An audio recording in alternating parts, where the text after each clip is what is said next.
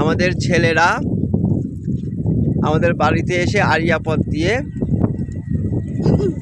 কোথায় যাচ্ছে ওরা যে কোথায় যাচ্ছে? বাইতুল্লাহ, দেখো তো তোমার আপুরা কোথায় যাচ্ছে, ভাইয়ারা কোথায় যাচ্ছে?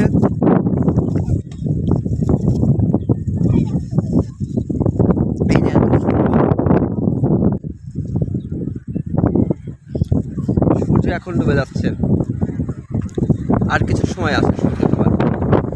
আল্লাহর কি অপরূপ একটা দৃশ্য। রাস্তা, এদিকে পানি, আবার ওই যে দেখতে পাচ্ছেন ওদিকেও পানি।